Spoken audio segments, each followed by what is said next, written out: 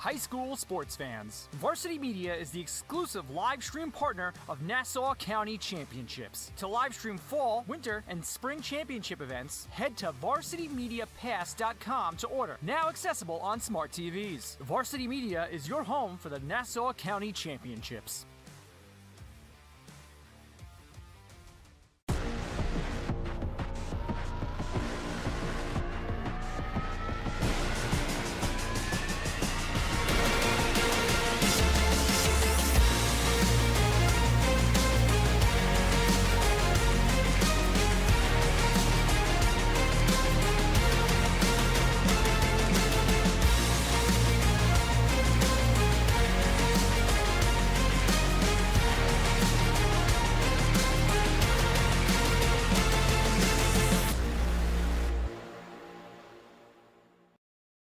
And we are live in Roslyn, New York. It is senior day for the Bulldogs as they get set to close out the regular season against the Calhoun Colts, as both teams jockeying for position in the upcoming Nassau County playoffs. You see the festivities on hand before the game.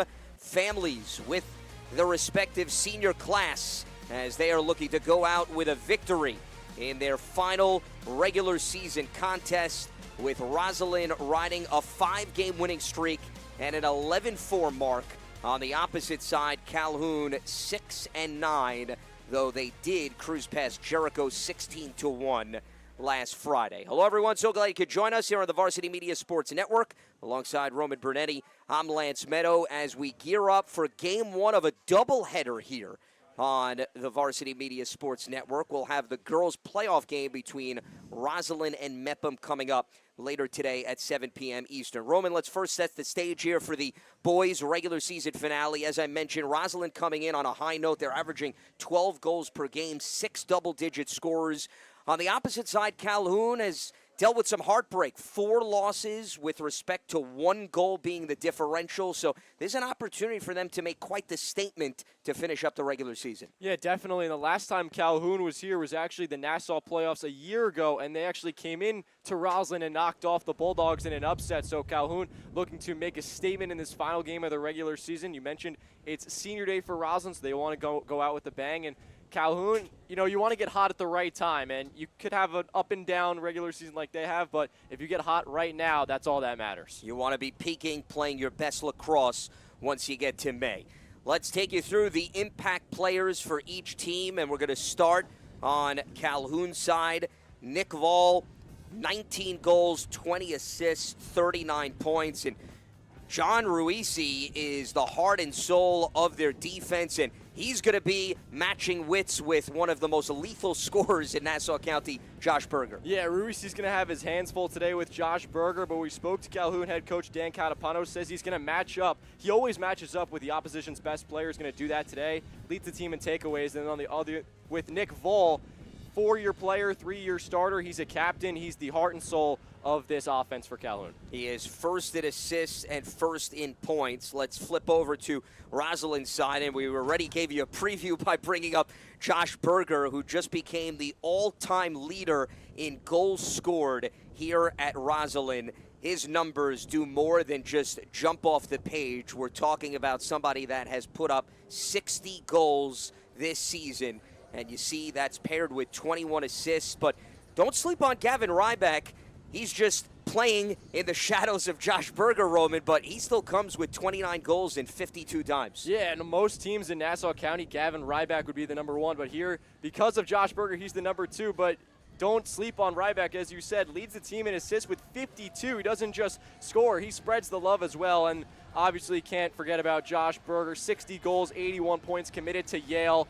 He is the offense. He has been so tremendous all season for Roslyn. Expect a big game out of him today on senior night. Ivy League very excited to be getting their hands on him.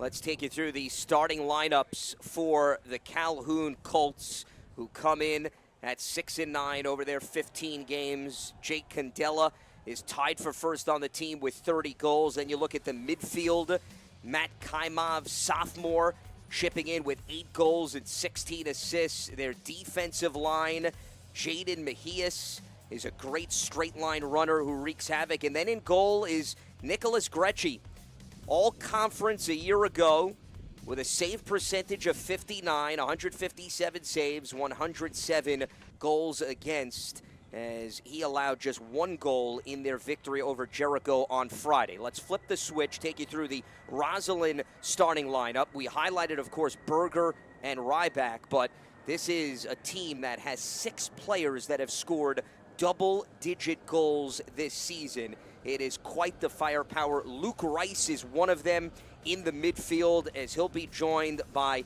Marius Ferraro, and then their defensive line, Waxman is a key player, honorable mention All-County a year ago, paired with Rosenbaum and Gattel, and then Zach Mashal in goal, All-County a year ago, the senior with a save percentage of 58, 151 saves, 109 goals allowed, and he has allowed single-digit goals in each of the last 4 games. We will step aside, and when we come back, we'll set the stage for the opening face-off. Keys to the game. It is Roslyn hosting Calhoun in the regular season finale on the Varsity Media Sports Network.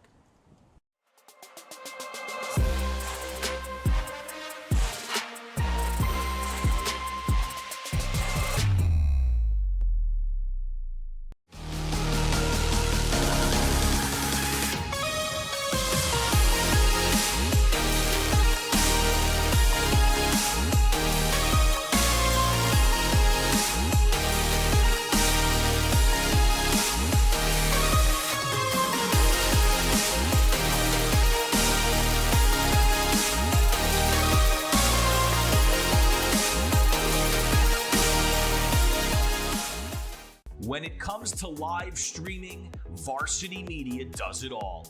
Athletic events, concerts, musicals, graduations, even weddings. Trust Varsity Media when it comes to your live stream event. Contact us today to learn more about Varsity Media's live streaming services at 516-403-2050 or email ben@varsitymedia.net. Hey parents, coaches, and players. Ever wonder what makes Varsity Media stand out as the tri-state leader in sports live streaming and videography? Well, I've been working with Varsity Media for, 14 years. When we have video needs, whether that be a game, whether that be a practice, whether it be social media, it's nice to know that somebody understands what we're looking for without asking for it. We started working with Varsity Media back in 2021, and since then they've been an absolute game changer, putting our event on the map. Varsity Media couldn't be a better partner, and if you're looking to optimize your event, I couldn't recommend them anymore. It's been great for us. You know, the kids really get excited when they know that Varsity Media is going to be here. Not just what's happening on the football field, but all the excitement that's around it.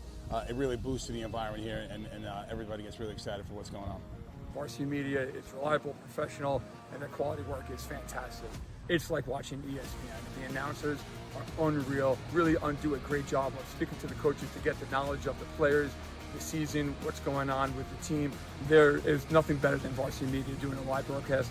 If you'd like to book with Varsity Media, reach out at 516-403-2050 or email ben@varsitymedia.net. Back here in Roslyn, New York, Lance Meadow, Roman Bernetti with you as we are inching closer to the opening face-off between Roslyn and Calhoun. We spoke with both coaches leading up to this game. So, Roman, why don't you take us through the keys for each side? Yeah, for Calhoun, I think it's all of a common theme of minimizing the Roslyn offense. Start with clearing the ball. You don't want to let Roslyn get extra offensive possessions. Winning the ground ball battle. Roslyn's very physical. You can't win the ground ball battle. It's going to mean extra offensive possessions for the Bulldogs. And then patient possessions on offense. Take your time. You don't have to rush a shot. Use up the whole shot clock if you can and get the best look. For Roslyn, they just got to play their game. Just stay true to what you've done all season. They've won 5 straight. No need to change it here. Take away offensive tendencies for Calhoun. That's where the game plan comes into it. Use the game plan to your advantage and take away Calhoun's game plan and their tendencies. And then dodge to draw slides, off-ball movement. That's where a guy like Gavin Ryback's going to come in so crucial. He's got 52 assists. You can use him to draw some slides, feed it off to a guy like Berger for an easy goal. And one of the things that head coach Jesse Sorensen said about Ryback is he always keeps his head up and he's always looking to facilitate as much as he's looking to stuff it in between the pipes. So he is a textbook facilitator who is just as good, obviously, on the scoring front as both teams in the center circle. Before we get the opening face-off, Roman mentioned how well this Roslyn team is playing. Well, they've outscored their last three opponents 48-20. That was Jericho, Cary, and Mepham. They scored 16 goals in each of those contests. So it's not a matter of, if you're Calhoun, just slowing down, Roman, this Roslyn offense, but can you actually keep pace with them?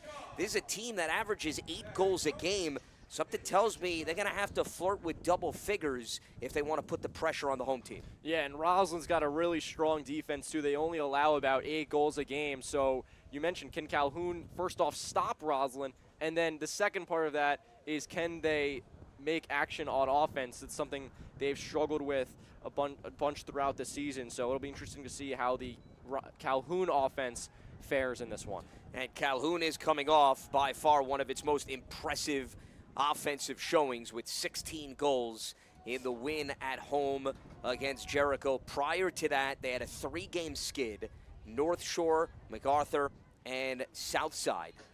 But here we are, ready for the opening face-off of this contest. Ethan Goldberg is one of the best in Nassau County, and he is not just a man that's going to win the battle in the center circle. He is a threat to score. Michael Nicholson, the junior, with a 69% win rate, but you see Goldberg at 87, and he was perfect in the last game as they are still battling, and it is going to be a possession here for Roslyn, as Goldberg was 19 of 22 in the center circle in their last contest against Mepham on Saturday. Yeah, that's a reason why he's going to Richmond. He's just so physical at the face-off X, 86.7% on the season, just so lethal. And then if he gets the face-off, watch out, because he could go right down Main Street and put it in the back of the net. He's got 17 goals this season to go along with 11 assists, accounting for 28 points. That's tied for third on the team. And they have an opportunity from point-blank range, but Dan Prussian denied by Nick Gretschy. A fantastic stop right out of the gates. I think that may have also hit the post too, Lance. So a big-time opportunity right out of the gate, and Roslyn can't put it home. So the home team on senior day had an opportunity with a junior right on the left side. He could not capitalize. Chase Fowler twirling around, loses the ball, and this is going to be an early takeaway here for Calhoun. But I spoke too soon. The hot potato returns to the Bulldogs, and they're back in business. And they're going to slow things down with Berger. 170 career goals. That is more than any other player that has put on a Roslyn jersey. And he's got 60 alone this season. And you see the physicality by Calhoun. Flags everywhere. There is not a man with a zebra shirt that did not let go of laundry. And that's going to put Roslyn on an early man-up opportunity. Not the way you would have liked to start if you're Calhoun, as Berger gets hassled and brought down by the neck. Looked like that was Joe Smith in on the play for Calhoun. So an early man-up opportunity for Roslyn, a chance to grab some early momentum on special teams. And this is not the type of advantage you want to give to Roslyn, given the fact that they have, as we emphasized off the top of the broadcast, 6 double-digit scorers. So a 30-second penalty here for the Bulldogs. As you see 32 on the left side, that is Goldberg. So he stays in on their offensive attack. And down low, they are going to strike first. Dan Prussian missed on the first possession. Well, he gets a redo for his 21st goal of the season, and Roslyn jumps in front 1-0. Yeah, just textbook man-up offense, the feed down low. Prussian's wide open on the doorstep, and he doesn't miss very many of those. He redeems himself from the first minute and gives his Bulldogs a 1-0 lead. As we saw from right to left how well they executed. Prussian had a hat trick and an assist in the win Saturday over Mepham. So he picks up where he left off. And it'll be a possession here for Calhoun as Goldberg went a little too early. And every faceoff that Calhoun wins is a big victory for them. Nicholson's really strong in his own right. He's verbally committed to a Delphi 68.8% on the season, but he's going to have to be on top of his game and then some today against the Richmond commit Goldberg. And he also is a threat to score. He's got 7 goals, not as many as Goldberg, and really came out strong. He scored a goal in each of the first 4 games as Calhoun gets it into the X position, and the Colts will whip it around the perimeter with 35 on the shot clock. Nick Voll taking on multiple defenders as that is deflected, and it will stay with Calhoun here. They'll have 29 to work with. Voll is 3rd on the team with 19 goals. He did not score in their last game against Jericho on Friday, but he had a hat trick in their previous game against Southside, and initially it looked like we had a takeaway there, but it is going to stay with Calhoun, and they're going to have a fresh shot clock as a result, as Daniel Levine had it in his cup but couldn't hold on to it.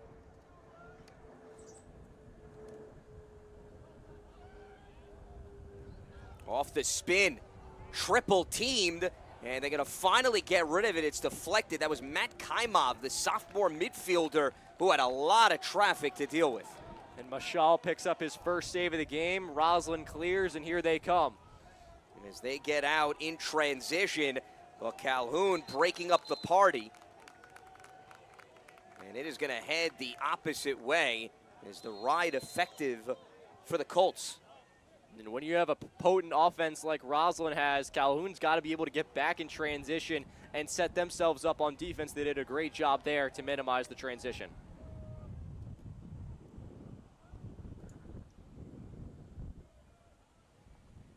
So Roslyn will slow things down as we reach the 8-minute mark here in quarter number 1.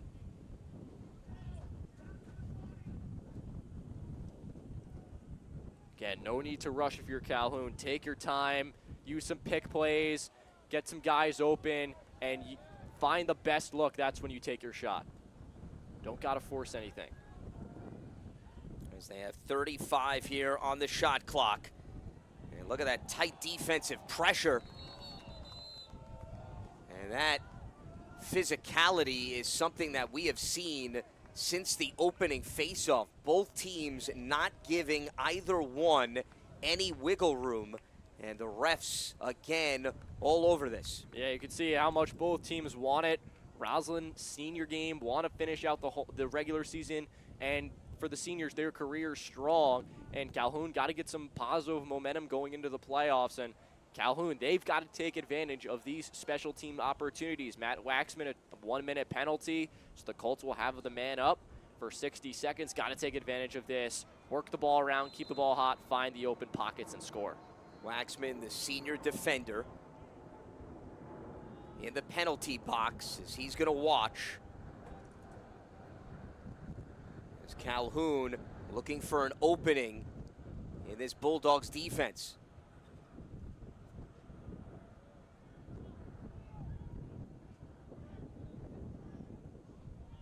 Rauschenbach was on the right wing. They're looking for a shot now on the left side. In and out of traffic, and that bouncer goes wide off the stick of all.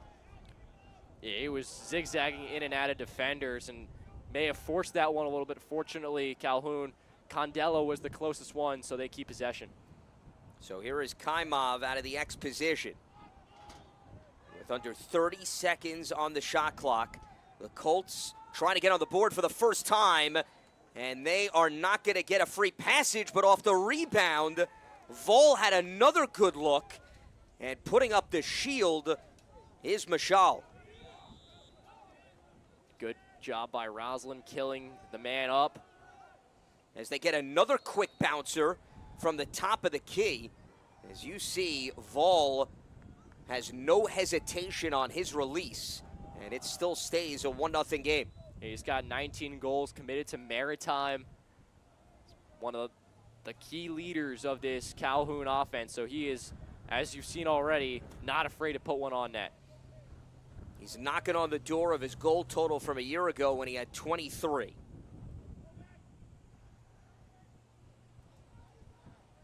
Ball spinning off of this Roslyn defense as they went for a little give-and-go action. And plenty of Bulldogs in the vicinity of the ground ball. It is still loose, and finally, it is going to be taken in possession by Roslyn and then given back to Calhoun. So maybe they have an opportunity, and the cut up the slot, not on the same page, and Roslyn dodging a bullet, and they are going to head back the opposite way. As you see, Marius Ferraro bringing it out into open space. That was some defensive stop by the Bulldogs. Yeah, those are the 50-50 battles you got to win if you're Calhoun going up against such a tough opponent, such a tough offense like Roslyn, and the Bulldogs just outworked them to that loose ball there. As they seem to have the numbers in their favor, Calhoun on the cutter. Berger, no surprise, drawing plenty of attention, and he shifts it across the field to Ryback and sets him up for his 30th goal of the season and a 2-0 cushion on senior day. Great job on both sides. Berger facilitates down low, kind of like a one-tap from Ryback, barely in the stick. He just puts it on net, a little love touch, and he puts it in the back of the net, and Roslyn's got the first 2 goals here on Wednesday night.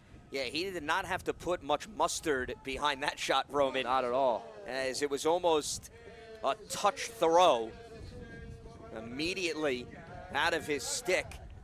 And one of the things that I would argue maybe Berger doesn't get enough credit for, Roman, and we just saw it on full display, is his ability to set up his teammates. And that is something that Jesse Sorensen, the head coach, had been emphasizing over the last few years. They know Berger's going to get triple team. They don't want him to fight through the triple team. They want him to use the attention to his advantage. Yeah, he certainly has done that with now 22 assists, and the Roslyn team has been able to capitalize off of that. Ryback, 30 goals. You got Rice with 12. Prussians now got 21. So tons of guys on this offense are in the double digits and 20+ in the goal department. So that's just a testament to how well they've been able to feed off the success of Berger, so to speak. Berger's been on varsity since the 9th grade. He's been a staple of the program, and again, he sets up Ryback for his 2nd goal of the game and number 31 on the season. They're a 1-2 punch for a reason, and Calhoun has not had an answer. Yeah, Ryback was set up at X. Calhoun a little late to slide, and an easy dodge across GLE. And Ryback right on the porch deposits it for his 2nd of the evening. It was almost as if Berger was listening. We were just complimenting him, Roman, for his facilitation and back-to-back dimes to let Ryback score a pair of goals. And Goldberg goes back to work, but can't catch up with it. And it is going to be Calhoun here in possession as Nick Voll jumped to it immediately. And they are still looking for their first score of this game as we hit the 4-minute mark in quarter number 1. Yeah, Calhoun's got to get the next goal in this contest. You can't go down 4-0, and I don't think you can go into the quarter with a goose egg on the scoreboard. You got to get a goal here before the quarter ends. Especially when they've had offensive struggles. They've only scored double digits in 4 of their 15 games this season. That's why the Jericho game was the outlier. That was their last contest. Prior to that, 7 against Southside, 6 against MacArthur, and 8 against North Shore. As they try to work it inside to Candela. And another takeaway here for Roslyn as Mashal is going to get involved and aid with the clear. Getting it into the stick of Justin Chen. And a lot of attention here at midfield. It's still on the ground. Calhoun desperately fighting, and guess who? Berger comes to the rescue. And he is maybe looking for a shot on goal. The jump feed bounces over the crossbar. And it'll stay with Roslyn. Roslyn's dominated the time of possession battle so far. Calhoun's got to clamp down on defense, get a couple stops, and they've got to tighten up on offense. Too many missed passes and drop balls that have allowed Roslyn to get in transition. Berger now going right to left, and the ball poked out from behind, but Roslyn still fighting for it, and finally it was scooped up by John Ruisi, who we highlighted off the top of the broadcast, and him and Gretschy able to play catch, but an ill-advised throw. Can Calhoun catch up with this? They're still fighting for it, and fortunately, Rauschenbach was in position, but this possession short-lived, and now the Colts are going to finally hold on to it and try to calm things down with just over 2 minutes remaining in the first. Yeah, you said it. They got to calm this possession down. It was just very chaotic on that last sequence. A lot of dropped passes. The ball was rolling all over the place. So fortunate for Calhoun to get a hold of the ball and settle into a possession. Just take your time here. One of the keys was to be patient on offense. Got to be patient right here. Condella got a grasp on it. He also wrestles, so he knows how to win a battle, and that is right off the pipe from the stick of Vol, as Calhoun just cannot catch a break. That was an absolute missile. That came all the way back to midfield. And again, he fires, and this time finds the back of the net. Vol with his 20th goal of the season. It took him nearly the entire quarter, but Calhoun finally gets on the board. Yeah, he was pumping shots this whole frame. He gets a little unlucky the first time. The second time rolls to his right. An overhand shot beats Mashal, and finally Calhoun gets that big first goal to get on the scoreboard. So the senior captain on the opposing senior day's territory answering the call, and a much-needed goal for the Colts. As Vol, we have seen, get a lot of opportunities on goal and fought to gain the possession back after it ricocheted off the pipe. And Goldberg with a huge win and wisely gives it up to Mashal, who will now look to clear things and set up perhaps a transition opportunity. And the ride here for Calhoun wreaking havoc. And Roslyn is going to utilize a timeout as Sorensen wants to talk things over with his team up 3-1 with 1:10 to go in the first quarter.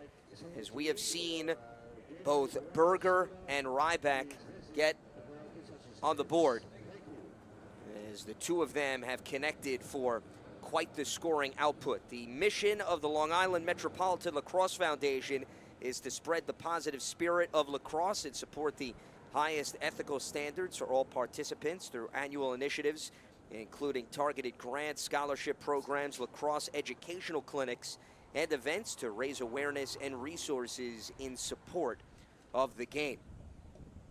And you could see the programs that they support as well as organize, including High School Unsung Hero Awards, the 9/11 Memorial at Farmingdale State, as well as Wheelchair and Special Needs Lacrosse Clinic. So great work being done by the Long Island Metro Lacrosse Foundation, and we appreciate their support and sponsorship of today's broadcast. A 3-1 affair here in Roslyn, New York. And we saw, as we talked about off the top of the broadcast, Roman, the Bulldogs offense is going to put a lot of pressure on an opposing defense, and that's exactly what they did. It remains to be seen, did Nick Vol's goal perhaps turn the corner here for the Colts? Yeah, that was a big-time finish for Vol to just get Calhoun on the scoreboard. And, hey, they've been able to clamp down a little bit the past few minutes and keep the Roslyn offense off the scoreboard, and they're going to have to do that for the rest of the game, and they got to build off that goal. They need to ride Vol today. I think he's got to be the key piece for them on offense.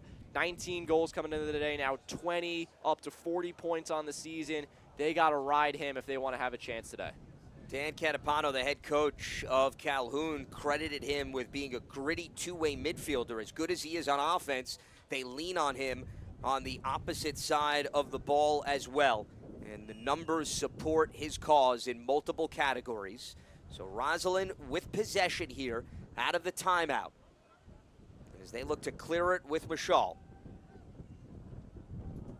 who's trying to draw in Calhoun, and a dangerous pass right near midfield, and another one that is overshot, and a huge takeaway here for the Colts, as they are now going to utilize a timeout and talk over strategy, as they will have it with 47.4 seconds to go. The shot clock is off, so they don't have to be ultra aggressive here, Roman, but if they can walk away with a goal and close this gap to 1, that's a huge swing of momentum. Yeah, definitely. If they can do that, I think Dan Catapano and his staff have got to really like where they are at this point in the game heading into the second quarter. And you mentioned shot clock off, 47.4 left to play with. I wouldn't be afraid to use the whole shot clock here, take it all the way down, and if there's a shot there, then take it, but I would definitely look to take it down as much as possible to prevent Roslyn from getting out in transition and getting another tally on their side. As we see the head coach of the Colts, Dan Catapano, in his first year, but he's actually been with the program for 10 years. He was the middle school coach, then the JV coach for 2 years before he joined the varsity staff 6 years ago. And when Jim Feminella decided to step down as the head coach, he was in that position for 13 years.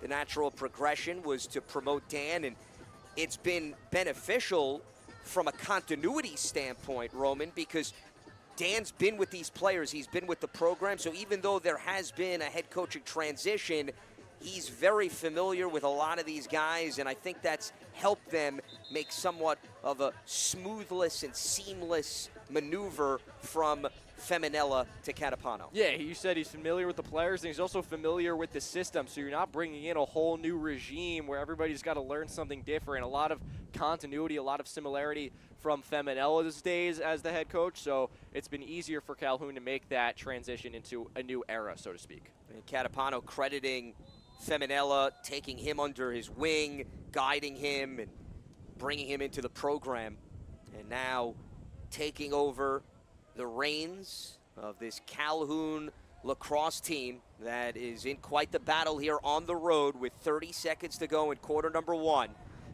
trying to cut the deficit to 1 goal.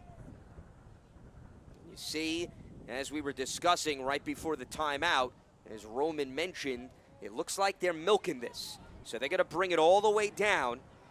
As now Kaimov looks for an alley. The extra pass, and that shot is deflected out of play.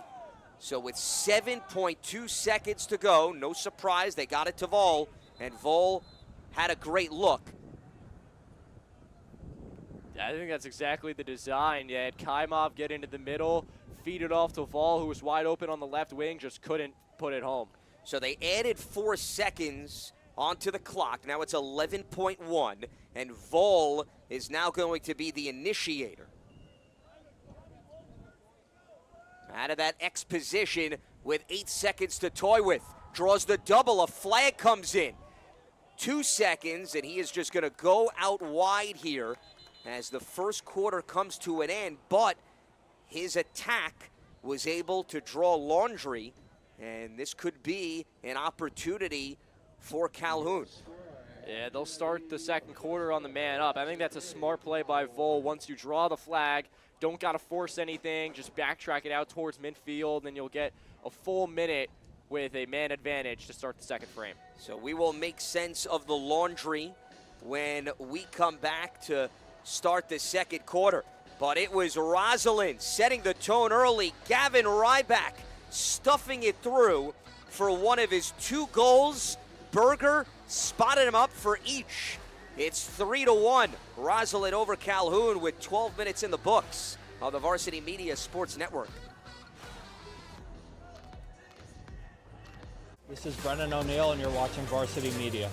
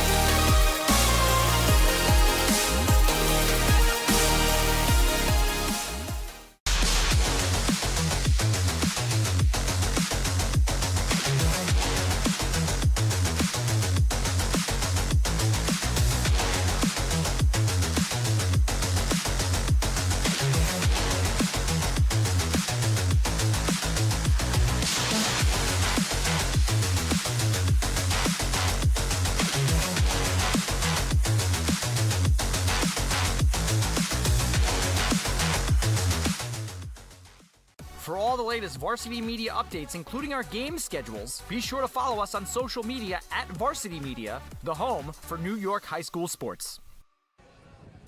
Back here in Roslyn, New York, start of the second quarter. Lance Meadow, Roman Bernetti with you. 3-1 Roslyn ahead of Calhoun. Now, there was a penalty right at the tail end of the first quarter. It was drawn by Nick Vall. It's going against Daniel Levine, the senior defensive midi. So to start the second quarter, it'll be a man advantage for Calhoun and a minute on the clock for them. And this is a big chance for them to capitalize and maybe make this a one-goal game. Yeah, definitely. I think on that play back to the end of the first quarter, it almost seemed like it was a broken play. Like Vall kind of ran into his own man, but Roslyn's been so physical, and I think at times that has burned them. And Levine, a little too aggressive, a little too physical, called for a slash, and Calhoun starts on the man up. As we see Rauschenbach involved on that left wing. No reset here out of the X position. As Roslyn trying to keep close tabs on Vall. A lot of pressure inside, and that shot goes wide as Kaimov was being boxed out, and they're going to rule that this is heading back the opposite way. So a missed opportunity for Calhoun on the penalty. Yeah, credit to Mashal in goal for Roslyn for hustling out of the cage and winning the race to the ball to earn possession for his team. Unbelievable job. Now, there is still 15 seconds left on the penalty, but Roslyn's goal right now here is to kill it. But a takeaway for Calhoun. They've got under 10 seconds remaining on the penalty. Have to show some urgency, and it looks like Vall is going to take his time as the penalty expires, and we are back to even strength.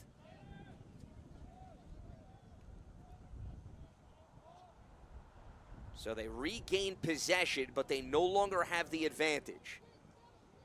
With just over a minute in to quarter number 2.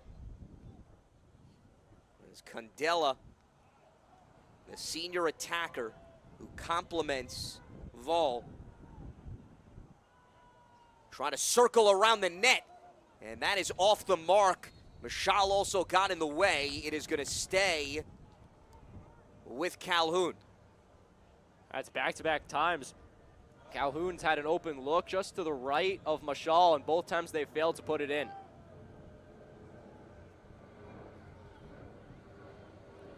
A game like this, you got to score those close ones. Mateo Dowling, the sophomore midfielder, who's been a nice surprise this season, according to Dan Catapano. Kaimov off the dodge.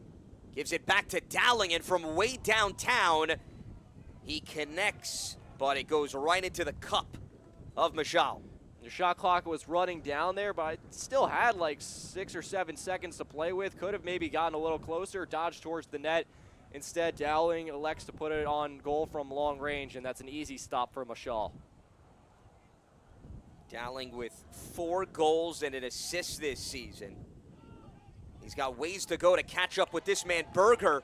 And right now, Berger having a tough time holding on to it. As you see the double, somehow splits it, weaves in and out of traffic, takes a hit.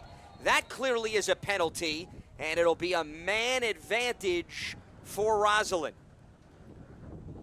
Berger was being hassled and hounded and swarmed by the whole Calhoun defense, and eventually he gets blown up. I believe that was Vall who committed the crime.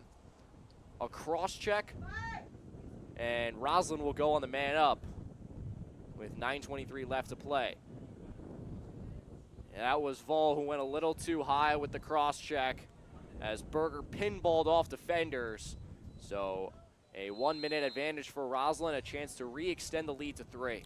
And that also goes back to what we talked about earlier. Vall is a two-way midfielder. He's going to play offense, defense, but got a little too physical there.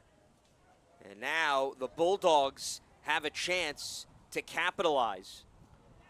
Already 1 for 1 on the man up. And a pass intended down low. They were trying to get it to Goldberg. That came from Ryback. And Calhoun's defense was on top of it. So Goldberg now here out of the X position. we're going to have another restart with 35 seconds remaining on the penalty.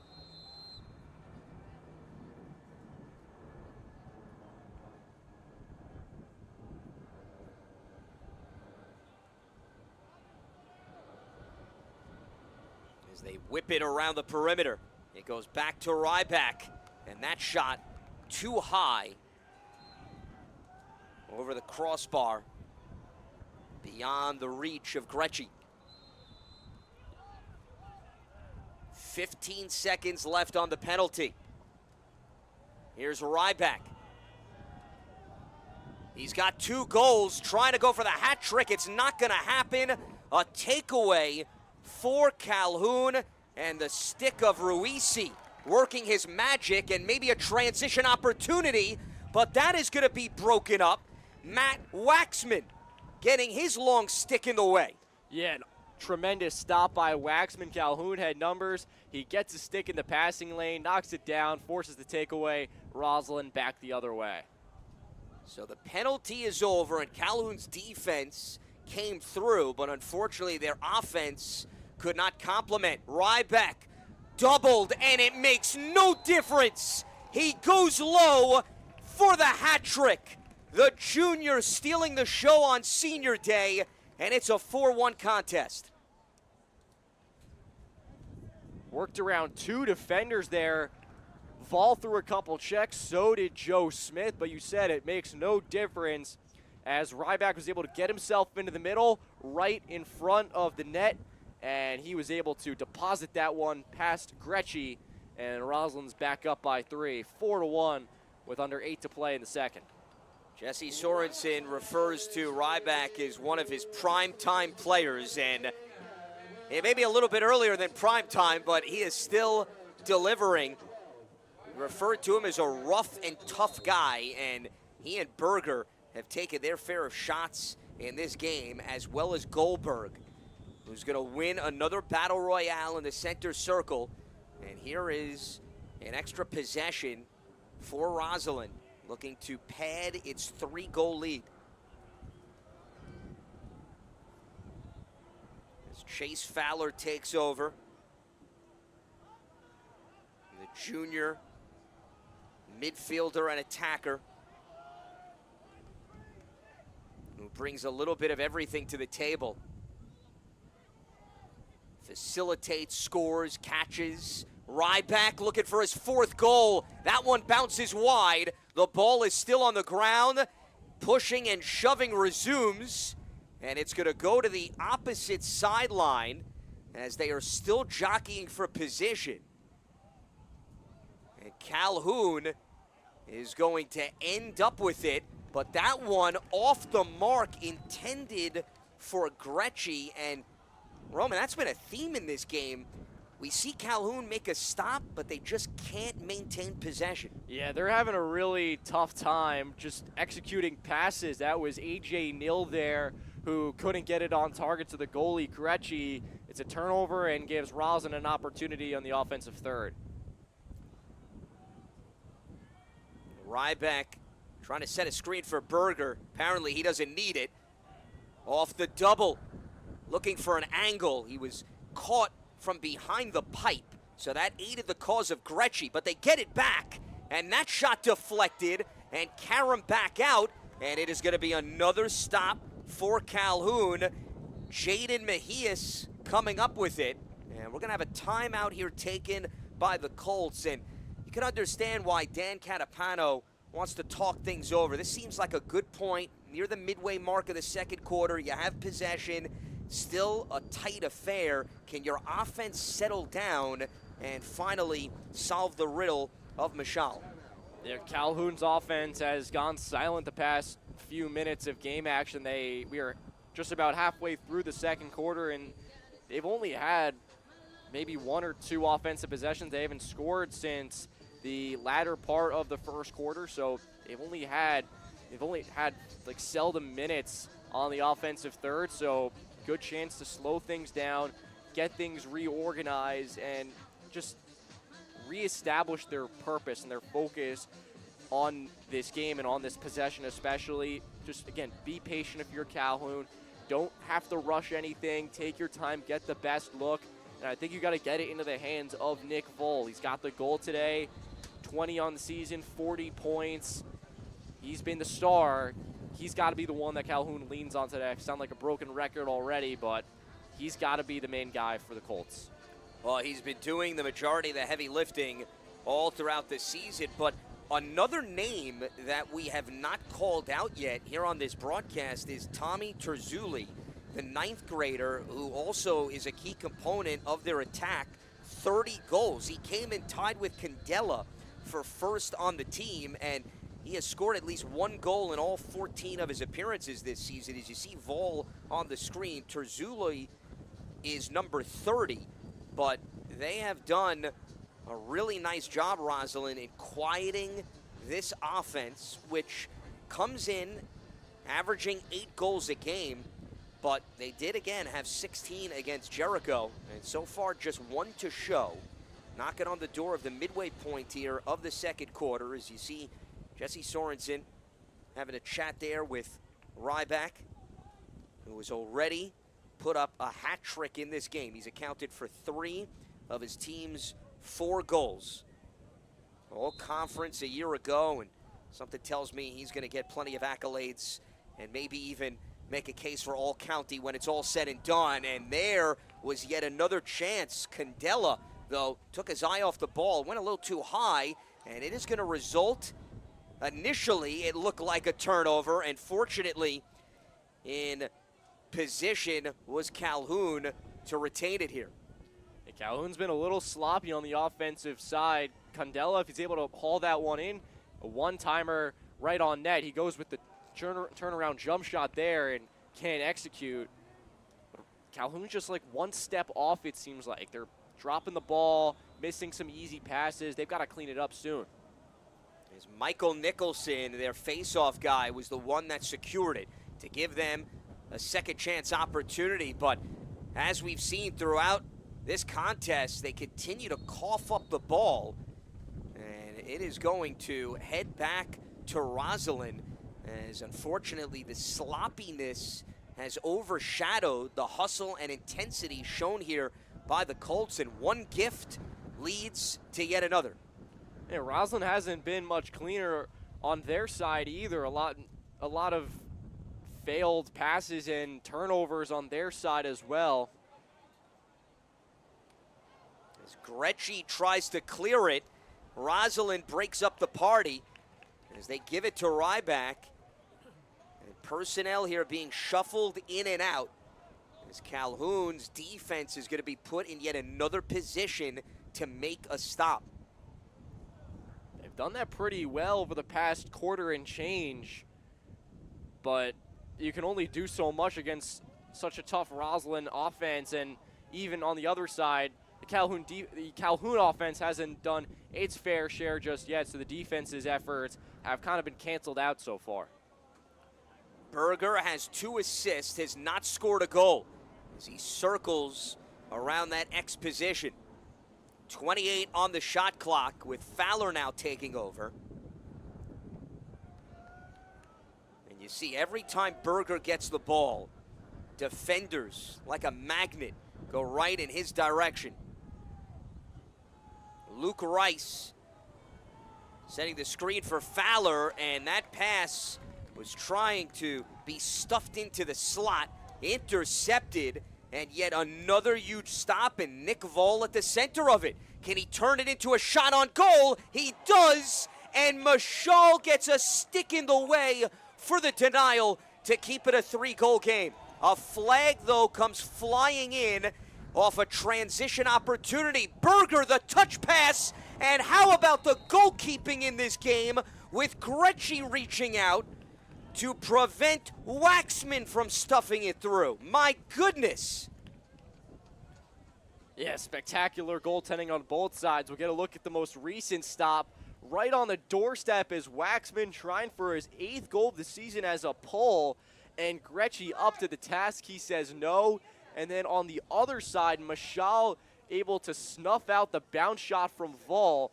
And Mashal was a guy that was being recruited by some Division I colleges before he decided to just pass up on the lacrosse career, go to Duke for the academics, but you see why right there. An excellent stop going low to pick it up off the turf. So a chance here for the Bulldogs as they operate in their zone. And that shot goes wide as Goldberg was trying to go low from the left side. So the penalty went against Nicholson. A minute on the clock here with a man advantage for the Bulldogs with just over 3 minutes to go in the first half.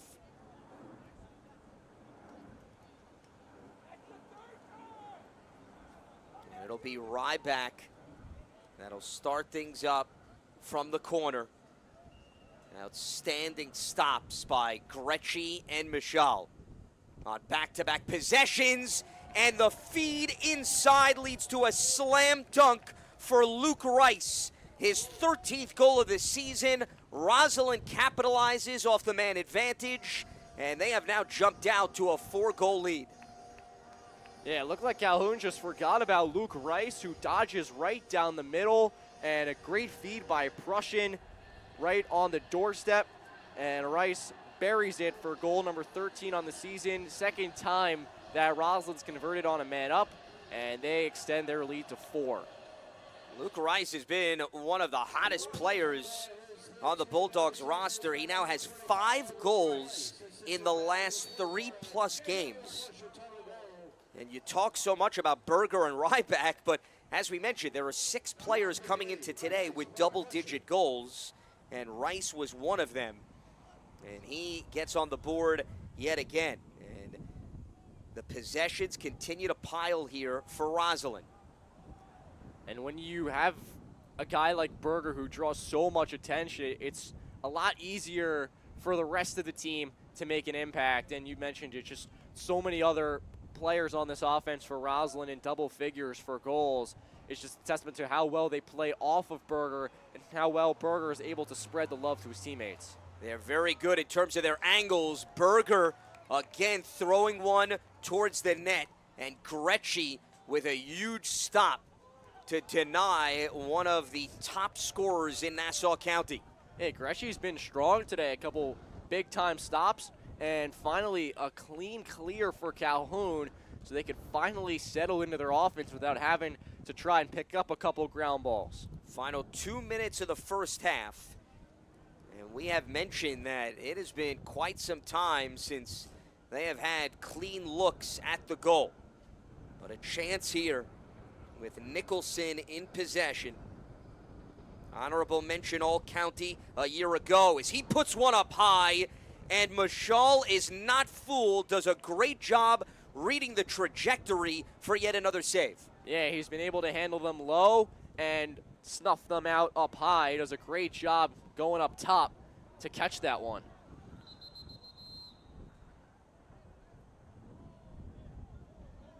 And there was a pass that went wide off the left side as Roslyn was looking for the clear. And we had a player down as we see Waxman was shaken up briefly. So it is going to be Calhoun here in possession with Vol. The only player to score a goal in this game for the Colts. And Calhoun's got to get a goal on this possession. They're down 5-1. They haven't scored in a long time. Haven't scored at all this quarter. They've got to find the back of the net right here. Now, I brought up Terzulli. He is on the right wing. Another one of their offensive weapons. And this shot bounces wide from Kaimov, who's been heavily involved in the game plan. He was called up to varsity as a freshman last year and taking on even a bigger role here in his sophomore campaign. He's got 24 points, and he's got a pretty big frame for a sophomore. He's been able to use that to his advantage so far, able to bang off some defenders, take some hits, but he hasn't been able to find the back of the net just yet. And Catapano calling him an unselfish player. There he was looking for his own shot, and Michal put the stick down to get the deflection and then vacuum it up. And look at Roslyn getting out into the transition game with Ferraro. And they'll hand it off to Ryback, who will slow things down with the final 20 seconds counting down here.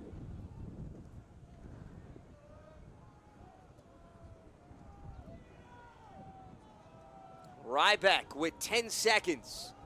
He's got a hat trick. He's looking for more. The pass in the slot. Fowler couldn't handle it. It's a ground ball. Calhoun will clean it up.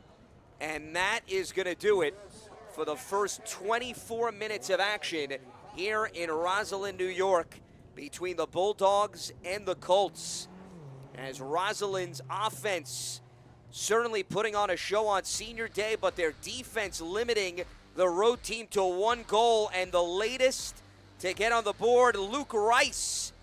And then Mashal in traffic, still able to prevent Kaimov a free passage. Roslyn ahead of Calhoun 5-1 here at the break on the Varsity Media Sports Network.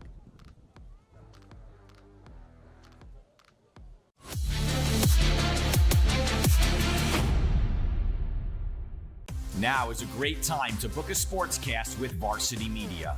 What sets our sportscast apart isn't just the quality of our production, it's the knowledge, passion, and professionalism that our announcers bring to every game. It's Merrill. Oh, look at a fake by Merrill. There's the spin again. Gary Merrill is not human. Touchdown, St. Anthony.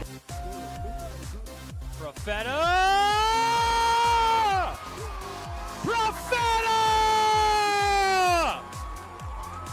1-0, Garden City. Our commentators research athletes and highlight storylines that matter to your communities. Our approach creates a broadcast experience that not only informs, but elevates the athletes, giving the kind of recognition usually reserved for professional levels. Varsity Media's announcers make sure that every athlete has their moment. So book a Varsity Media Sportscast today, and let's get your team the recognition it deserves.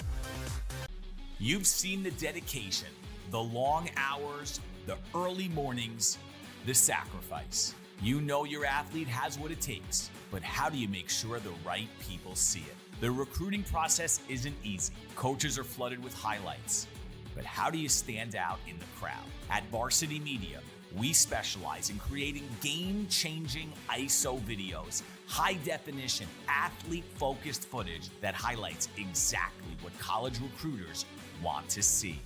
With our up-close ISO video, we capture your athlete's key moments. No more wide angles showing other players. This is just your athlete's pure, raw talent. This is more than a video. This is the opportunity your athlete deserves.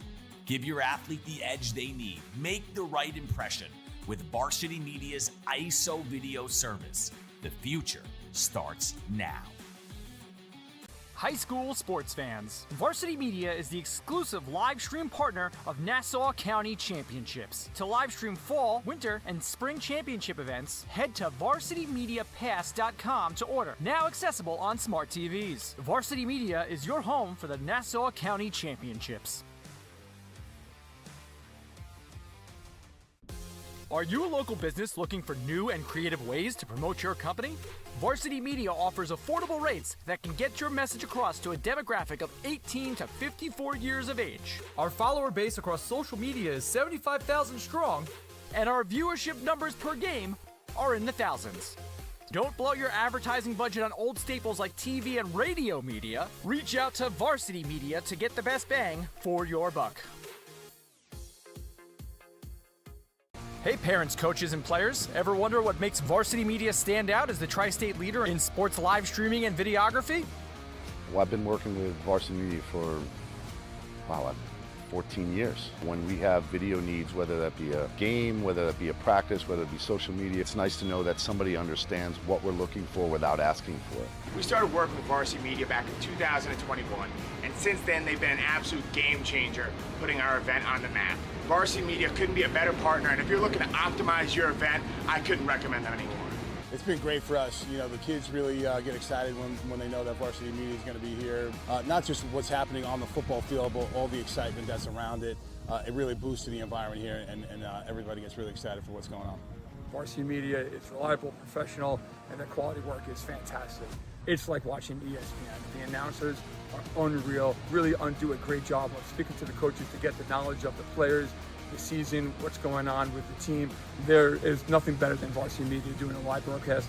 If you'd like to book with Varsity Media, reach out at 516-403-2050 or email ben@varsitymedia.net. For all the latest Varsity Media updates, including our game schedules, be sure to follow us on social media at Varsity Media, the home for New York high school sports.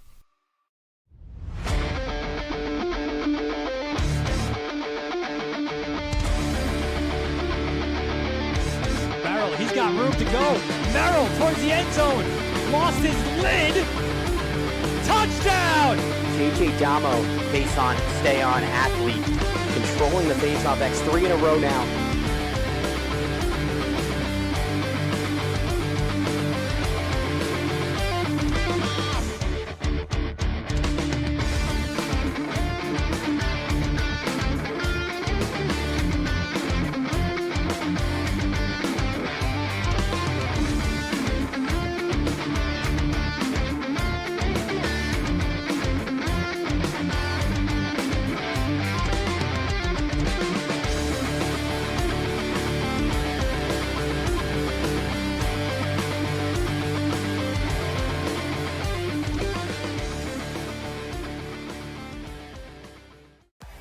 Don't forget to subscribe to our YouTube channel for upcoming schedules and content, and on social media at Varsity Media.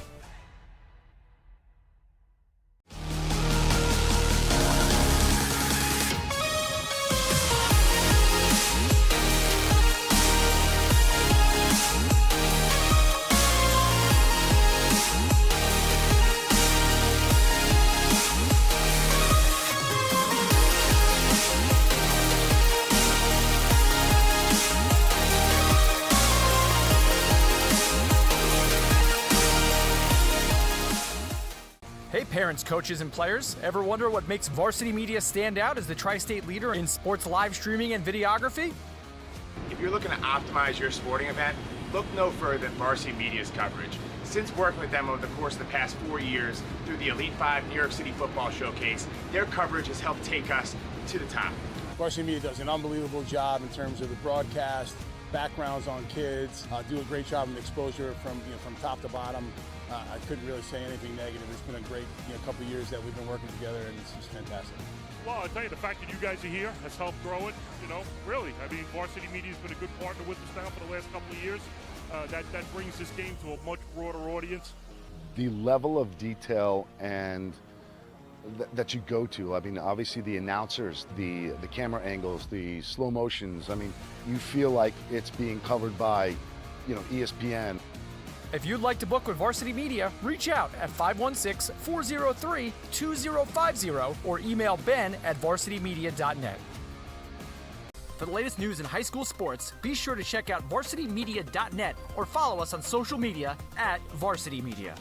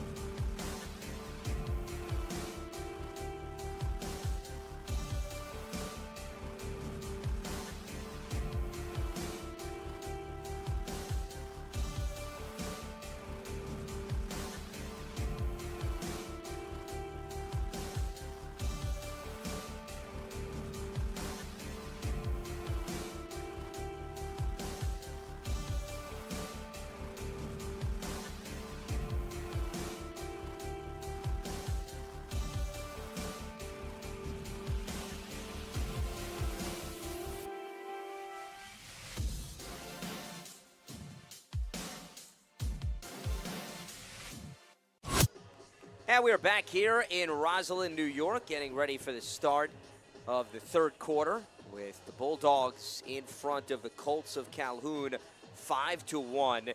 It was quite the offensive showing for Gavin Ryback.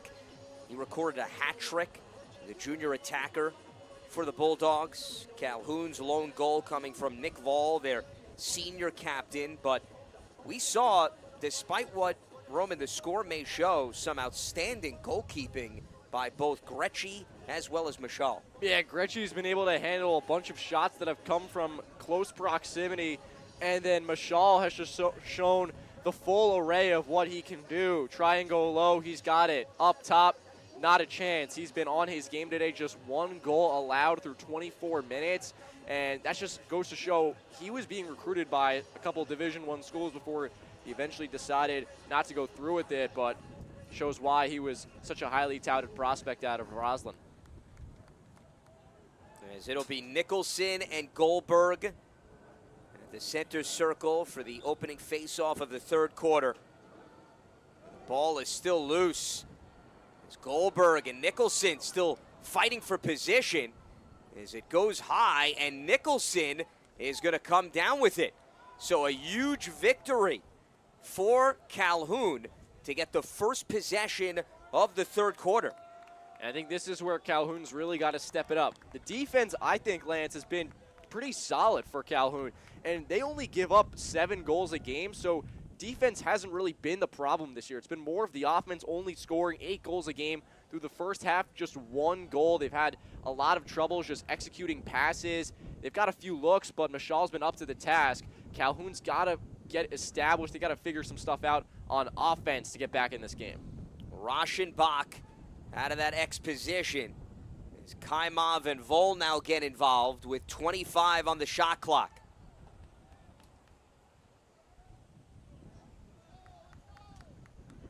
Nicholson looking to pick up some steam here. 15 on the shot clock. He has an alley. A lot of pushing and shoving, and it is going to be a stop for Roslyn, and it looks like Nicholson is down. He took quite the hit as he was maneuvering through multiple defenders. So we're going to have a timeout here on the field, and we will step aside as Nicholson shaken up. We'll give you an update when we return here from Roslyn, New York on the Varsity Media Sports Network. This is Brendan O'Neill, and you're watching Varsity Media.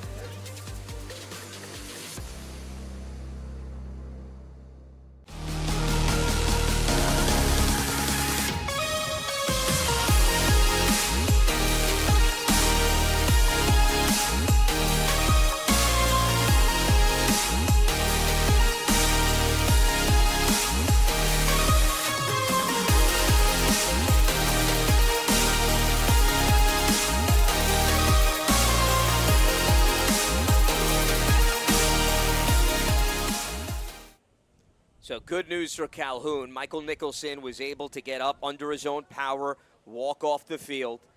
The junior midfielder who was shaken up after he was trying to get a shot on goal and was sandwiched in that slot area. And once again, just like Goldberg, he is not just known for his face-offs. He's a great dodger as we have more contact on the far sideline. And this is going to go back to Calhoun. So they will have yet another chance here with 10.5 minutes to go in the third. Yeah, I'm not sure Michal needed to do that, launching the ball from one side of the field to the other, but I do want to go back to that last sequence with Nicholson, and it just goes to show how tough and how physical this Roslyn defense is.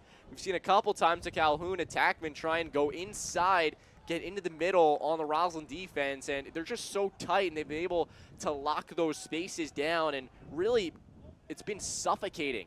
The Calhoun offense has just had nowhere to go, especially when they get in the middle. Everybody collapses and makes things really difficult. Yeah, those openings are short-lived. They close very quickly. You have to be decisive when you're playing this Bulldogs defense. And as Roman mentioned earlier, just in terms of the fact that Calhoun is surrendering only 7 goals per game, but at the same time, you have 8 straight games with 10 or more goals for Roslyn. Just 3 games in which they have scored in single digits. Kaimov trying to add to the tally, and he does by bouncing it past Michal, the sophomore midfielder with his 9th goal, and it is a 5-2 game.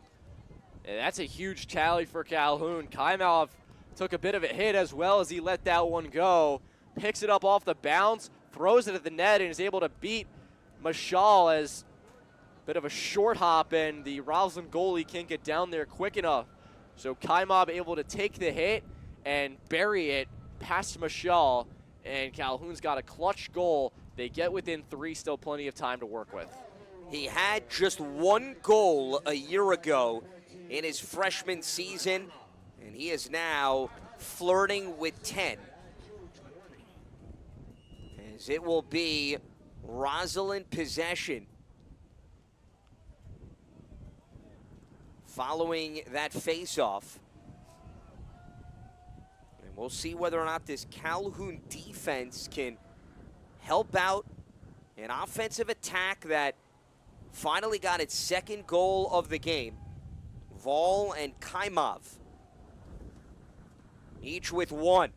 And a dangerous pass into the slot is going to go wide. Ryback can't catch up with it.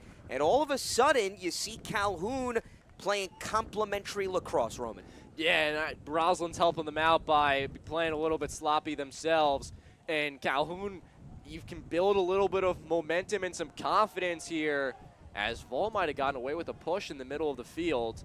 But Calhoun a chance to stack a pair of goals, get even closer, and build some confidence and some momentum on the road in the final game of the regular season. You can bring that confidence into the postseason. Yeah, Vol collided with Levine, who rolled over, tried to sell it as much as he could, the senior defensive midi, but could not convince the officials. And it is going to stay in possession here for the Colts. Can they make it back-to-back goals? Kaimov switching hands, and it skims off the stick of Mashal. Yeah, it looked like the Roslyn goaltender just got a piece of that to knock it off its course.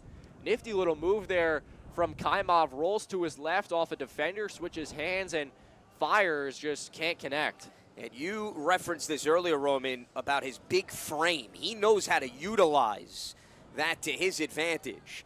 As we see Candela desperately searching for an opening. They've got 10 seconds on the shot clock. They're going to have to show some urgency. Off the dodge, and that goes high from Candela. And with 5 seconds on the shot clock, are they going to try something or dump? Candela gets it back, 1 to work with, and it is going to be a shot clock violation for Calhoun. A good job by Roslyn off the inbound, swarming the ball. Kaimov was double-teamed. Waxman in on the stop for the Bulldogs, and they get a big-time denial, and they'll go the other way, try to establish some offensive success, but that's not going to help as Bergman can't catch the pass, and that's a turnover. It seems as if Mashal and his teammates at times have not been on the same page, and that has led to a number of turnovers. They have not proven, though, to be costly because of the defensive recovery. But they're going to have to slow down this man, Kaimov, who gives it back to Vol.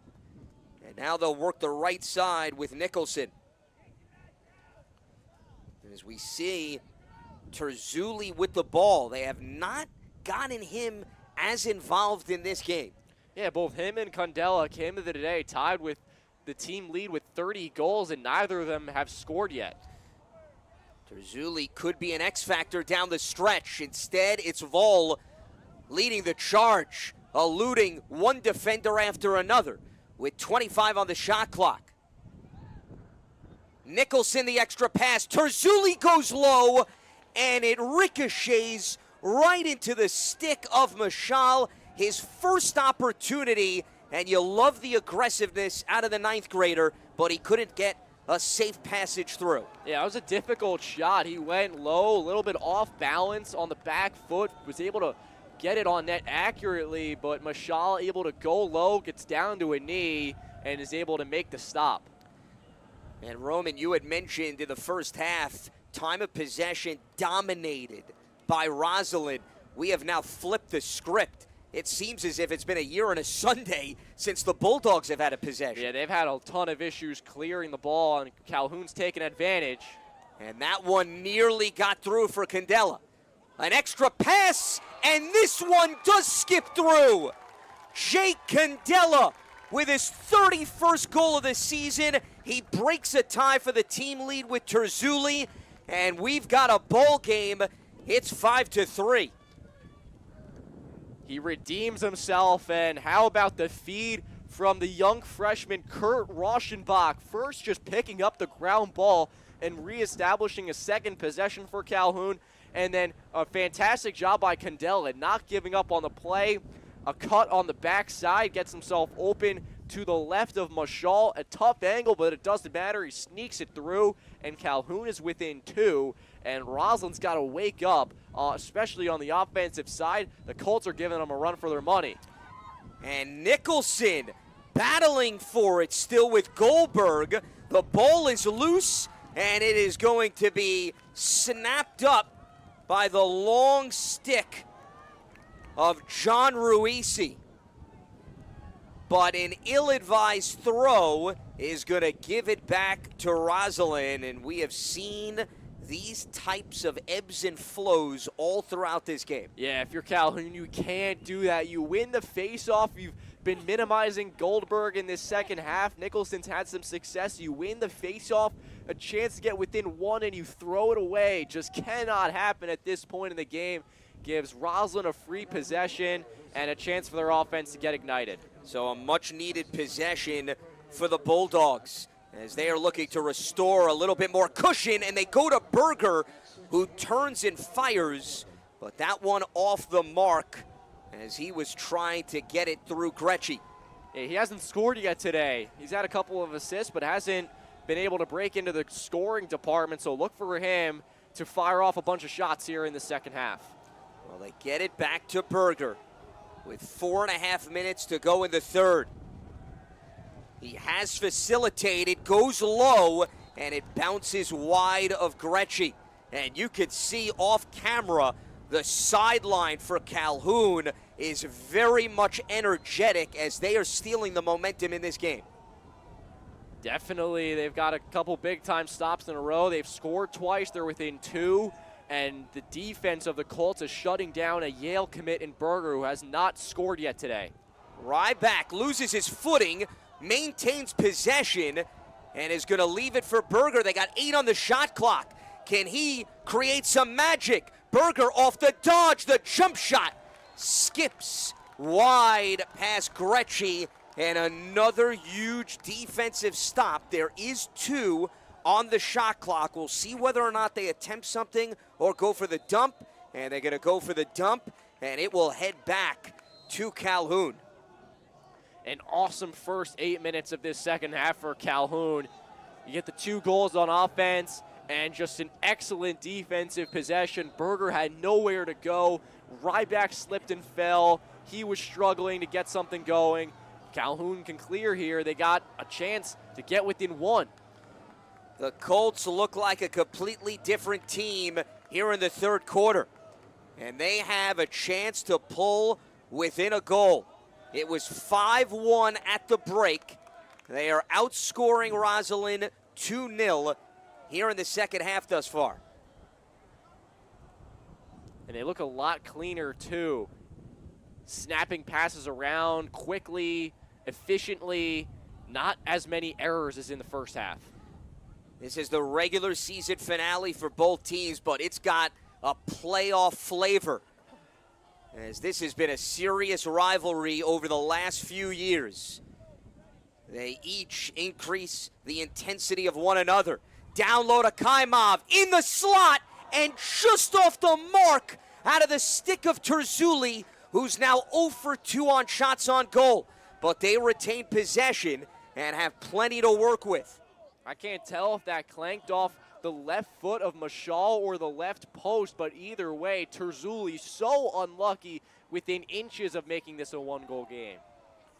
He normally is a pure finisher, and they're not going to get another opportunity, but another pass that goes through multiple defenders and fortunately will end up in the stick of Waxman.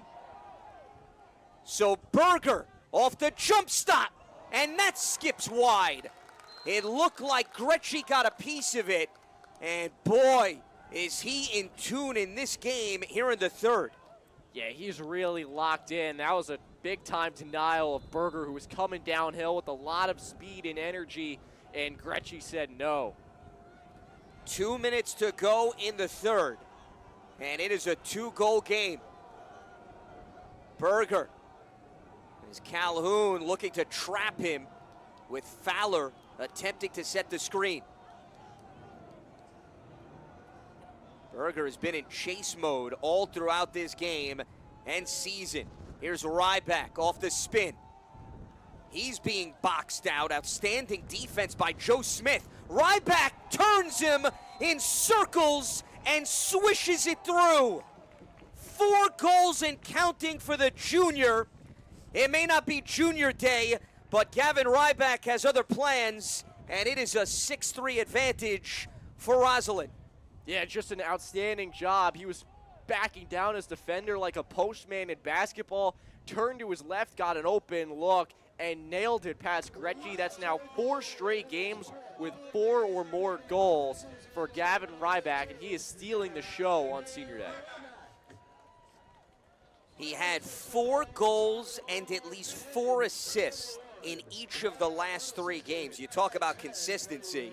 Now you can add another game that meets the umbrella for goals. Nicholson gets the win, and you were offering a basketball analogy. I'll go old school. He pulled a Rick Mahorn. He basically pulled the chair out from underneath Joe Smith. The old school bad boy Piston was known for that. Something tells me, I don't know if you remember the Rick Mahorn days. I know the bad boy Pistons. I know Isaiah Thomas and Joe. Okay, Joe I'll give you a bonus for that. I have no clue who you just mentioned, though, so. Understandable. Can you give me maybe a third? There's another notable member of the Bad Boys. I'll give you a little more wiggle room. Maybe we'll head back at a later time. I'll give you maybe the break between the third and the fourth quarter, Roman, but don't whip out the phone with 45 seconds to go. We covered a little bit of territory for the Pistons. We mentioned Dumars and Thomas. You got the backcourt. Mahorn, who is a complimentary player, but there was a big man who was known for really establishing the tone. But we are here focusing on the Bulldogs and the Colts, not the Pistons, with 23 seconds to go here in quarter number 3.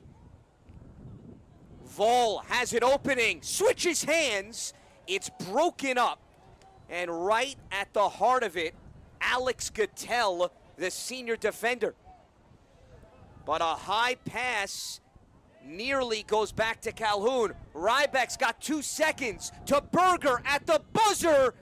The grounder just stopped by Gretschy as it nearly snuck through. What a finish to an eventful third quarter here in Roslyn, New York. It had a little bit of everything. Offense, defense, specials, and everything in between, including this maneuver by Gavin Ryback. Only his 4th goal of the afternoon, and we still have a quarter to toy with in a 6-3 game on the Varsity Media Sports Network.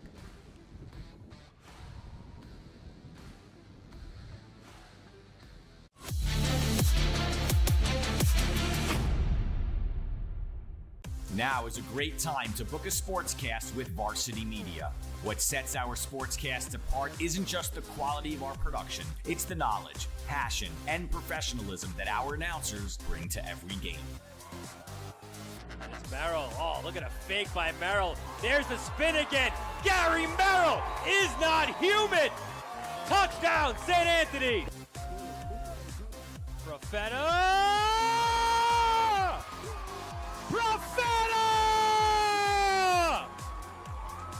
1-0, Garden City. Our commentators research athletes and highlight storylines that matter to your communities. Our approach creates a broadcast experience that not only informs, but elevates the athletes, giving the kind of recognition usually reserved for professional levels. Varsity Media's announcers make sure that every athlete has their moment. So book a Varsity Media Sportscast today, and let's get your team the recognition it deserves. Don't forget to subscribe to our YouTube channel for upcoming schedules and content, and on social media at Varsity Media. The mission of the Long Island Metropolitan Lacrosse Foundation is to spread the positive spirit of lacrosse and support the highest ethical standards for all participants through annual initiatives, including targeted grants, scholarship programs, lacrosse educational clinics, and events to raise awareness and resources in support of the game. And they are tied in with many programs, including the National Schoolgirls Team Long Island, HS Founders Cup Awards, and the USAL Level 1, 2, and 3 coaches certifications. As we see the laundry list of efforts that they are involved in, we certainly commend the Long Island Metropolitan Lacrosse Foundation, appreciate their support and sponsorship of this broadcast here on Senior Day as we get ready to start the fourth quarter with Roslyn leading Calhoun 6-3. So it'll be a possession for Goldberg and company to start the fourth, as they were held in check, Roman, to just one goal in those 12 minutes of play. Yeah, very quiet third quarter from the whole Roslyn team. Goldberg was struggling at the face-off X, which is something we don't really see very often from him. Berger and the rest of the offense also had a tough time getting open looks. Got a big-time goal from Ryback at the end of the frame. Roslyn was kind of on its heels a little bit, so that was a crucial goal to reestablish a little bit of momentum. But this Roslyn team's got to use these next few minutes to just get its mojo back on offense, tally a couple goals, and reestablish a comfortable lead as this game ticks down. Fowler pressured out of that X position. 24 on the shot clock for Roslyn. They scored 5 goals in the first 2 quarters combined, just 1 in the third. As Rice lets it rip, it caroms out to the opposite side, and that is another stop here for Calhoun as they'll look to push it back up the field.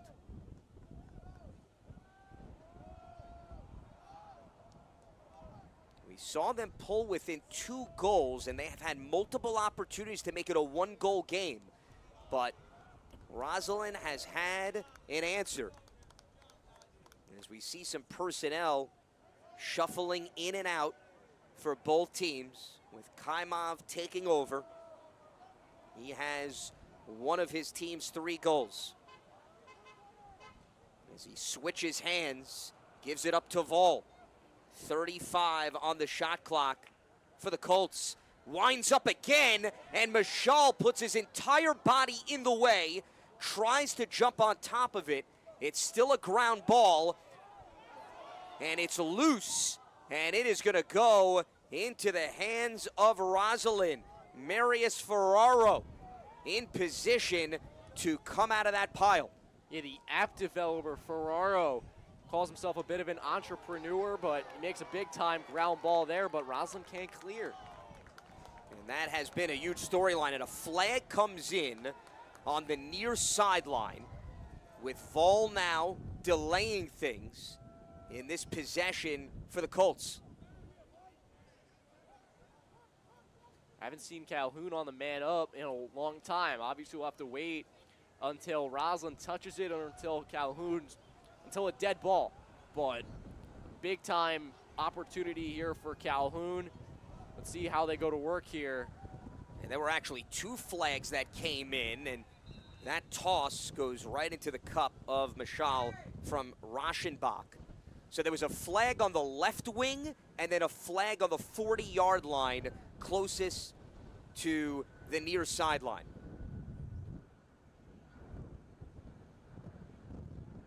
So they are going to communicate with the scorer's table.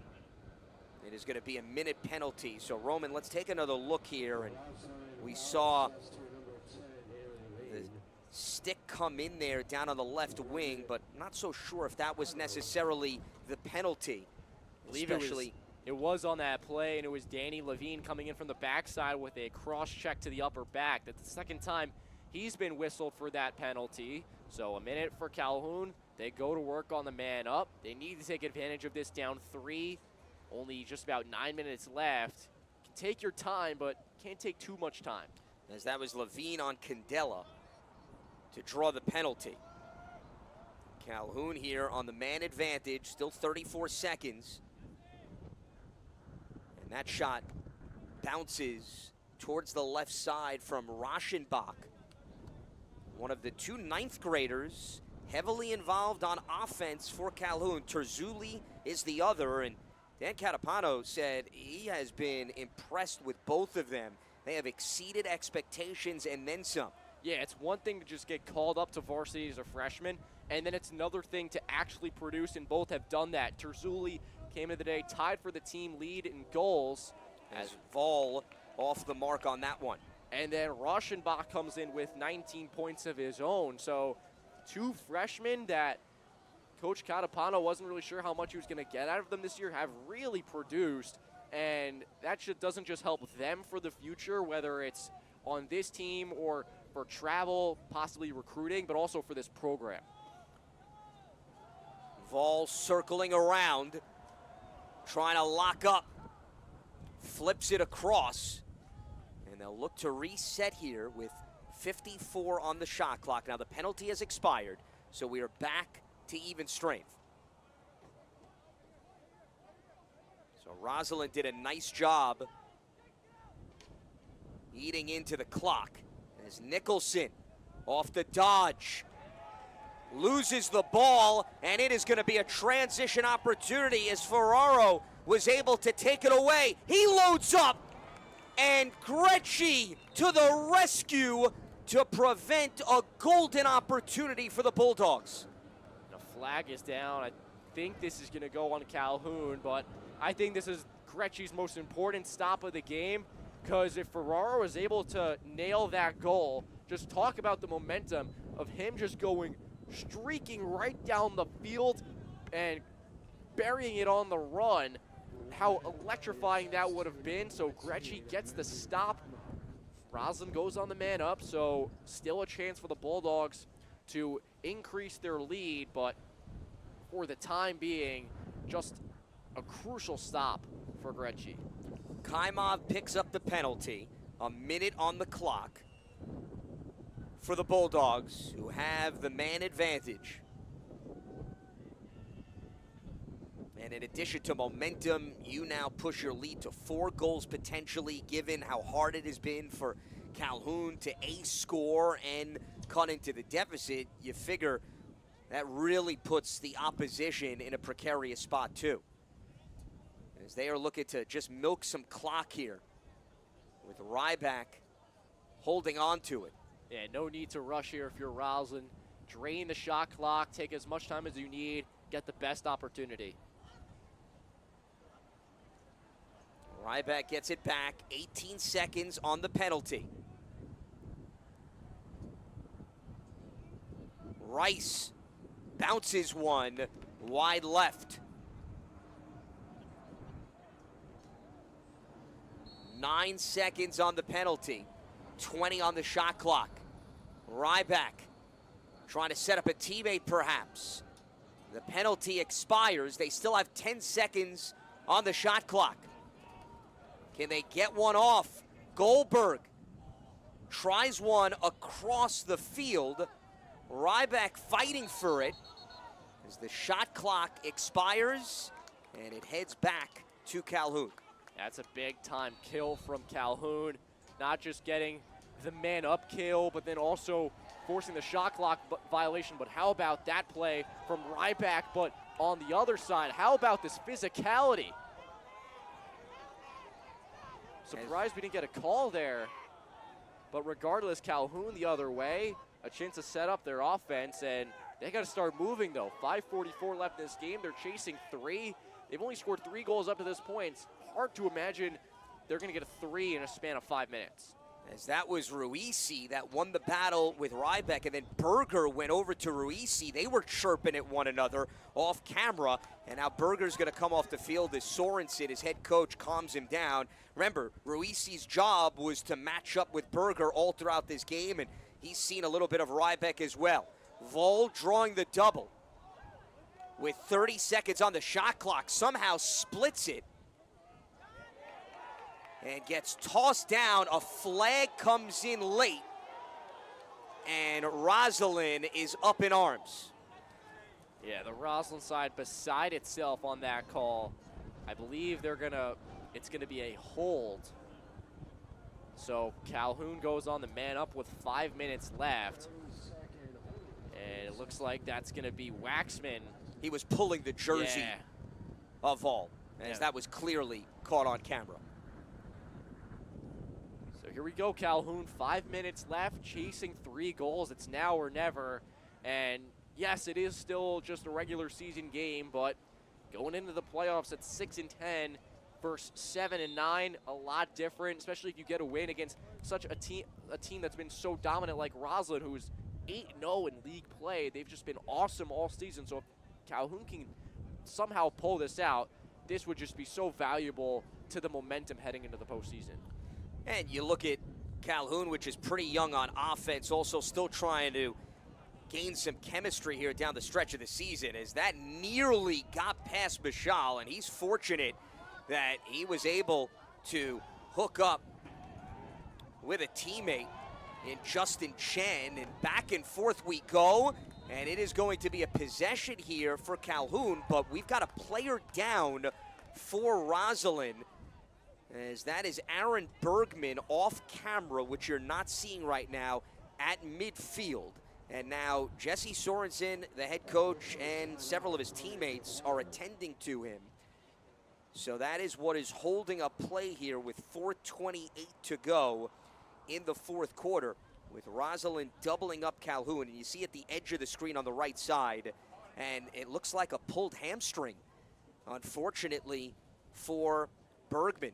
So that is why he is down, the senior defender who last season converted from offense and has been a valuable component on that side of the ball. He just jumped up under his own power, so that hopefully is a good sign. But you could tell he is still favoring that what appears to be right hamstring, and Jesse Sorensen, the head coach, is going to give him an assist as he gingerly comes off of the field. And the other thing, somewhat, Roman, connected to what you were talking about, you were mentioning, hey, it's the regular season finale. You're trying to build momentum-wise, playing your best lacrosse, but then there's also the injury concern. You never want to lose a valuable component as all of a sudden you're entering the playoffs. Yes, starting defender in Bergman, who has been part of this program, and he knows the ins and outs of the defense, and so to lose him, especially at the end of a game, you got to hold on. You're up by 3. That hurts, but then for the playoffs, Roslyn may have a few days off considering their good record, and they'll probably get a good seed, but that still hurts, not just for the defense, but as the team as a whole.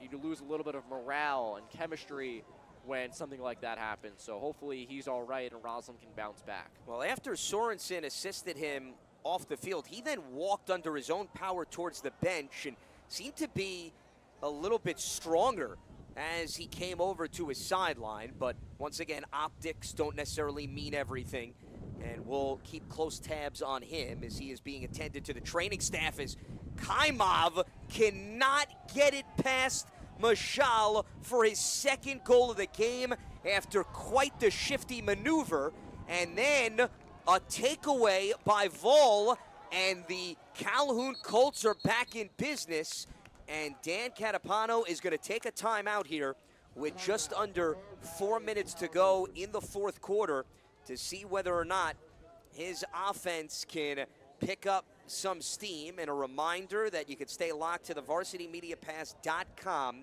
for all of the Nassau County playoff action. Varsity Media is your home for the 2026 Section 8 Championship. Go to VarsityMediaPass.com to place your order, as we will be all over the lacrosse postseason, which is going to be here before you know it. There's the regular season finale for both of these teams on Senior Day here in Roslyn, New York. And not to take away from this broadcast, but I am somebody that is a man of my word, and I look for closure when it comes to conversation. So earlier in the broadcast, we brought up the Bad Boy Pistons, and I was asking Roman how familiar he may be, given that was well before his time, and it's understandable. We don't need to date everybody on this broadcast. So you threw out Isaiah Thomas, you threw out Joe Dumars, I mentioned Rick Mahorn, so you do get credit, but I gave you some time to ponder whether or not you could throw out an extremely notable member of the front court who embodied that bad boy persona. So I do know who you're talking about. I just can't think of the name. I did watch The Last Dance during COVID when I was 12 years old. Very nice. So I do remember the Bulls and the Pistons had a rivalry. I just can't think of the guy's name right now, unfortunately. So I might have to take the fail on that. But no, we won't give you a full failure. You actually earned a little bit more in my book as a Bulls fan. I'm very happy that you tuned into The Last Dance. So you're learning about the history of the game as we see Jesse Sorensen with Gavin Ryback on the sideline in his 21st season, as he has done a masterful job with this program. He was at Baldwin High School, then Long Island Lutheran during his playing days, and played basketball and lacrosse at Adelphi. So without the drum roll, Bill Lambier is the name, who had quite the reputation during his playing days. We actually had even the entire press box get involved during timeouts. Dennis Rodman was thrown out, the Worm, who later on won the second three-peat with the Bulls. We give you not just lacrosse here on the Varsity Media Sports Network, we give you basketball, and basketball and lacrosse go hand in hand for that man, Rossenbach. A nice maneuver down low on the right side as he stuffs it through for his 5th goal of the season, and they are back within 2 goals. I actually believe that was Tom Terzulli who had the goal, but either way, first goal of the game for him. He's been quiet, and that is such a big-time goal for Calhoun. It cuts the lead to 2, 3:17 left. I mean, they've really struggled offensively, but if they can get a couple face-off victories here, a lot of stuff still on the table. And it was Terzulli, the 8 and the 0, playing mind games with me as we were in a full discourse about the Pistons. So Terzulli, we don't want to take credit away from him for that goal, as we had been bringing up his name all throughout the broadcast. But a win here for Roslyn with just over 3 minutes to go. And Goldberg looking to help his own cause as that skips past Gretschy wide. And Goldberg, big body, able to take some hits. He's strong, physical, not just a face-off man like so many other schools. You just have a guy that they're called Fogos for a reason, face off and get off. Well, that's different when it comes to Goldberg. He's just been a little bit off kilter today on offense, hasn't found the shooting stroke just yet. And you talk with Jesse Sorensen, he does not have enough good things to mention when it comes to the senior face-off guy in terms of his work ethic. He's just cut from a very different cloth. He called him a lacrosse rat. I mean, he is so into this game as Berger ricocheted off the mark. Ryback the putback, no good, as all of a sudden Gretschy's putting up a brick wall. They are still in possession here with a fresh shot clock, though. Yeah, and just Ryback able to chase that loose ball in the near right corner is just so huge for Roslyn, and they force a flag as Berger getting a little jawsy with Ruisi. They forced a penalty, and with 2 minutes left, Roslyn's in a really good spot there, even if they can't score. And Berger's going to put one on net, but can't get it past Gretschy. That was a difficult angle, and the delayed penalty will now go into effect. As you see, Berger and Ruisi just continuing to jaw back and forth with it on another. Berger, he basically gave him an escort towards the penalty box as they are having some fun with their competitive fire here on Senior Day. Calhoun's in a bit of a tricky spot now with just under 2 minutes left. They're on the man down. They've got to force a turnover here quick. But if Roslyn, I'm just milking the clock as long as I can, not putting the ball at any sort of risk of a turnover. And if you get a goal at the end of the shot clock, that's just an added bonus. No need to rush at all. Especially with a 2-goal lead, knowing that you had a minute worth of the penalty, which is down now to 30 seconds. Goldberg leaving it a bit too high, and that is going to head back to Calhoun. Still 25 seconds left on the penalty and a minute 19 to go here in the fourth quarter. Calhoun's got to move. Oh, what a hit from Berger. I don't know how he Ryback stayed too up. involved. That was Lacari who absorbed the hit and then some, and he's able to squeak out of it. So just over a minute remaining. The ball is still loose. A lot of collisions near midfield. And this is going to head back to Roslyn as their sideline, sensing they are closing in on the W. Yeah, it hasn't been the cleanest game by any measure for Roslyn, but in the end, they did enough as the game wore on and as the clock ticked down, they did enough. And Ryback running towards the corner, reversing course. The penalty is expired. It's an empty net. He's not going to, though, put one out. As Sorensen telling him, hey, draw more penalties, draw more traffic. That's exactly what he does as he continues to give chase. And with 36 seconds left, dumps it off. And another player will be heading to the penalty box. That is going to be Nick Vall for Calhoun. And I take that back. Vall is actually going to walk towards the sideline, and heading to the box is not going to be Vall. Instead, it's going to be A.J. Nill, the defender. A lot of laundry on the field on the last possession, but Roslyn, again, as I mentioned before, wasn't the cleanest game, but when the game wore on, in clutch time, they did what they had to do. Both offensively, they got a goal from Ryback, and defensively especially, the defense for both teams really is the star of the show, but especially Roslyn, as Berger's just going to let this one tick down, yelling at his bench, getting them all hyped. But the defense of Roslyn, when they needed to, buckled down, and they kept Calhoun off the board. And if you get a win, you'll take it. A win's a win. And for Roslyn, you go into the postseason at 12-4, and in league play, a perfect 9-0. And you don't get style points as Berger celebrating here on senior day.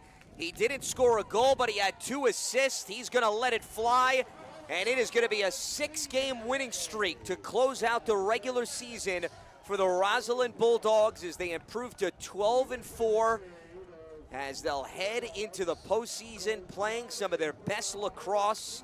They did not get to double digits, but still, it was a hard-fought victory for the home team. Ryback with 4 goals to lead the way. They leaned on their 1-2 punch, and their defense, backed up with Mashal, was able to quiet Calhoun's offensive attack. Yeah, Mashal was outstanding today. He got any stop you needed to. He got them when they mattered most. And Calhoun, they threw a lot of shots on net, and they were all over the place. Up high, down low, left, right. It didn't matter. Mashal was up to the task each and every time. Just 4 goals allowed. Again, just an excellent performance from the Roslyn goaltender, and he is my MVP of the game.